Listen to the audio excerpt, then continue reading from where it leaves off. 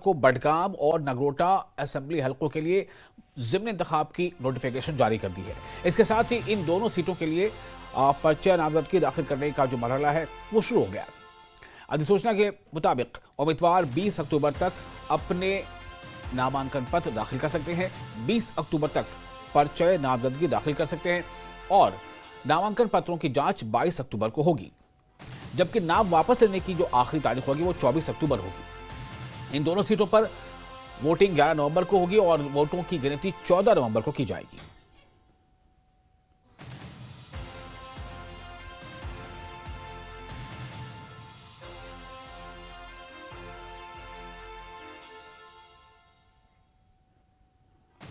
तो ये दो असेंबली हलके हैं, एक नगरोटा और दूसरा बडगाम। इन दोनों में ज़िमनी इंतखाब होने हैं। तो चुनाव आयोग ने यानी चुनाव इलेक्शन कमीशन ने इसके ताल्लुक से नोटिफिकेशन जारी कर दिया है और नोटिफिकेशन जारी होने के साथ ही अब 20 अक्टूबर तक अपने नामांकन पत्र उम्मीदवार दाखिल कर सकेंगे।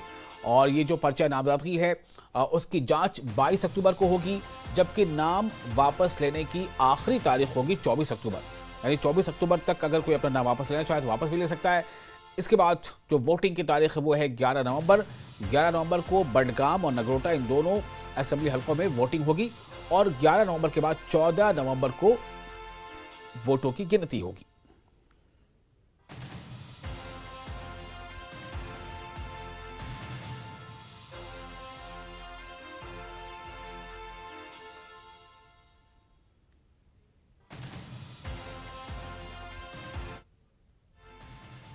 राज्यसभा के साथ साथ दो असेंबली इलेक्शंस होने वाले हैं, दो सीटों के लिए जो बाईपोल्स होने वाले हैं नगरोटा और बडगाम के लिए। उसके लिए अब सबकी नज़रें उस पर है और उसके लिए जो गतिविधियां हैं, सियासी गतिविधियां वो बढ़ गई हैं। आज जो इलेक्शन कमीशन ने नोटिफिकेशन जारी की हैं बडगाम के लिए भी और नगरोटा के लिए भी, और इस हिसाब से जो नोटिफिकेशन में उस हिसाब से 20 तारीख तक नॉमिनेशन भरने का आखिरी दिन है। 20 तारीख तक जितने भी कैंडिडेट्स हैं वो अपनी नॉमिनेशन फाइल कर सकते हैं 20 तारीख शाम के 6 बजे तक।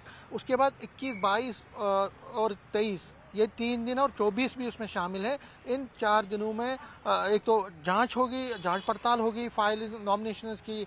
कोई अगर विड्रॉ करना चाहता है तो वो विड्रॉ भी कर सकता है। सारा प्रोसेस जो है 24 तारीख तक कंप्लीट होगा। 11 तारीख को इलेक्शन है और 13 तारीख को फिर जो है काउंटिंग है और 16 तारीख तक सारा प्रोसेस कंप्लीट होना है। ये इलेक्शन कमीशन की गाइडलाइन है, नोटिफिकेशन में उसका जिक्र है।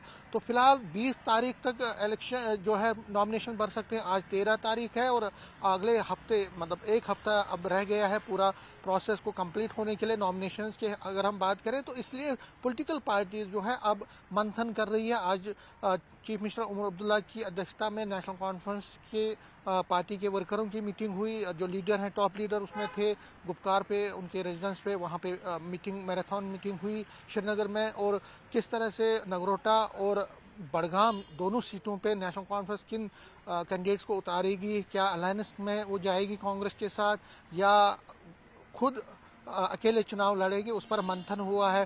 कांग्रेस की बात करें तो कल कोर ग्रुप की मीटिंग भी हुई। इस पर मेरी एक कांग्रेस के टॉप नेताओं से बात हुई तो उन्होंने कहा कि अभी हमने फैसला नहीं किया कि क्या हम अलहदा चुनाव लड़ेंगे या नेशनल कॉन्फ्रेंस के साथ मिलकर लड़ेंगे। क्योंकि नगरोटा की अगर हम बात करें तो नगरोटा में अब कांग्रेस ने अकेले दम पे चुनाव लड़ा था 2024 में। नगरोटा एक ऐसी कॉन्स्टिट्यूंसी थी, टोटल 6 कॉन्स्टिट्यूंसीज में टोटल 6 कॉन्स्टिट्यूंसीज पर नेशनल कॉन्फ्रेंस और कांग्रेस अलहदा चुनाव लड़ी थी, उसमें नगरोटा भी शामिल थी। तो नगरोटा पे क्या कांग्रेस दोबारा से अकेले में चुनाव लड़ेगी या इस बार नेशनल कॉन्फ्रेंस को सपोर्ट करेगी, या नेशनल कॉन्फ्रेंस बदले में राज्यसभा में उन्होंने सिफर सीट नहीं दी कांग्रेस को, तो क्या नेशनल कॉन्फ्रेंस सेक्रीफाइस करके कांग्रेस को वो सीट देगी नगरोटा की, ये देखने वाली बात होगी। बडगाम की अगर बात करें तो जो मंथन का दौर चल रहा है नेशनल कॉन्फ्रेंस में वो ये है कि आगा सईद रऊला जो वहाँ पे बड़े नेता है वो अपने किसी खास आदमी को या खास लीडर को वहाँ से चुनाव लड़वाना चाहते हैं। लेकिन उमर अब्दुल्ला ऐसा कहा जा रहा है, जो रिपोर्ट्स हैं कि नासिर असलम वानी को वहाँ से जो उनके पॉलिटिकल एडवाइज़र है उनको वहाँ से चुनाव लड़वाना चाहते हैं।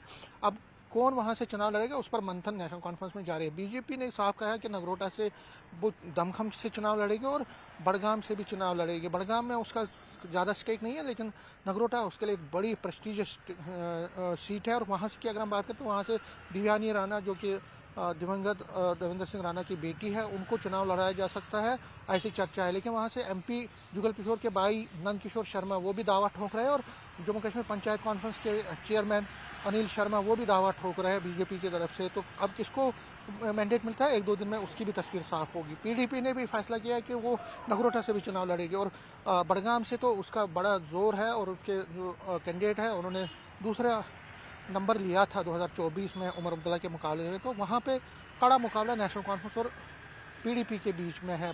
दूसरी पार्टियां भी, जैसे अपनी पार्टी है, सज्जाद लोन वाली फ्रंट है, और बाकी छोटी पार्टियां वो भी चुनाव लड़ रही है। आम आदमी पार्टी भी वहाँ से चुनाव लड़ रही है, नगरोटा से भी वो चुनाव लड़ रही है, बाकी पार्टियां भी। लेकिन मेन मुकाबला नगरोटा में BJP versus Congress, national conference, और बड़गाम की अगर हम बात करें तो नेशनल कॉन्फ्रेंस वर्सेस पीडीपी है।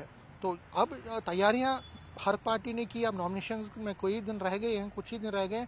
तो अब सबकी नज़रें इसी पर हैं कि कब तक नेशनल कॉन्फ्रेंस अपने कैंडिडेट्स का ऐलान करती है, कब तक कांग्रेस अपने कैंडिडेट्स का ऐलान, जो अपने उनके पत्ते हैं, कब तक वो खोलते हैं। बीजेपी कब तक नॉमिनेशंस जो कैंडिडेट्स हैं उनको डिक्लेयर करती है, इस पर ही अब सबकी नज़रें हैं। कैमरामैन चांद के साथ मैं समीर भट्ट, न्यूज़ 18 जम्मू।